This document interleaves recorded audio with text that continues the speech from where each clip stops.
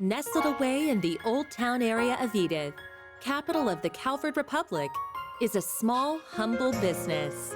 It was owned by Van Arkwright, a problem solver of sorts called a Spriggan. One day, a first-year student from Aramis Academy, Agnès Claudel, showed up at his door. She requested his help in finding antique ornaments called the Genesees, which she inherited from her great-grandfather. Utilizing his connections in normal society and the underworld, Van and Agnès found one of the Genesees, only to come under fire from a mafia group called Almada. Despite the seemingly hopeless situation, the Genesis resonated with Van's Zypha, a tactical ornament from which a little fairy named Mare appeared. With her assistance, Van clad himself in an armor made of shards and transformed into the Grindel. He turned the tables on the mafioso with its overwhelming strength. After that, Agnès agreed to work for Van part-time in exchange for his help in finding all 8 Genesees. The two of them traveled all across Calvert in search of them and made a number of new friends along the way. Fairy Al-Fayed, a Jaeger who was raised for a life on the battlefield as a Kruga warrior. Aaron Way, a prodigy and a reckless leader of a group of delinquents from Longport's Eastern Quarter. Risette Twinings, a service concierge dispatched from the Marduk Company to provide Arkwright solutions with impeccable support. Katra Salesian, a young engineer stationed at the Basel Institute of Science, where he participates in the development of cutting-edge technology. Judith Lanster, a famous actress in the world of film who leads a double life as the Phantom Thief Grimcat. And Beargard Zeman, Van's former mentor, and a man who cast off his old name.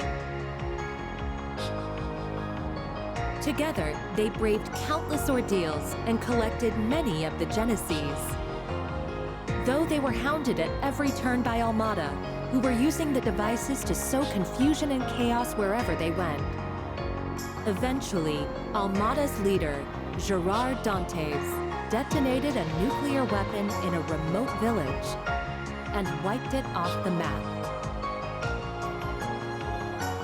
Multiple factions, now driven to bring about Almada's end, found themselves as pawns in a death game, where Van and his friends came out on top and ultimately defeated Almada's executives and cohorts. Then they put an end to Dantes, the source of all this evil. However, during a festival celebrating the Calvardian Revolution, one of Almada's leaders, Melchior, unleashed pandemonium on the capital, and in the process revived Dantes and the other executives and summoned countless demons into the city. Pandemonium brought time in Edith to a standstill, but with the aid of their allies, Van and his crew were able to once again defeat Melchior and Dantes. Upon Dantes' demise, the diabolic core that he had absorbed into his body found its way back to Van, its original host.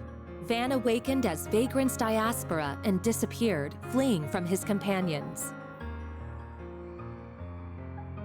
Unwilling to lose their friend, the group chased after him into the boundary between Zemuria and the Beyond and confronted the demon that overtook him. Thanks to the urging of his friends, Van was able to regain himself and temporarily drive the Demon Lord out by flinging the core into the depths of the rift.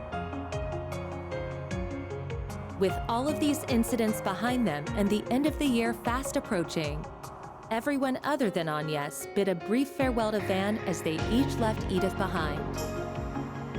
But before they departed, they all promised that they'd see each other again in the near future.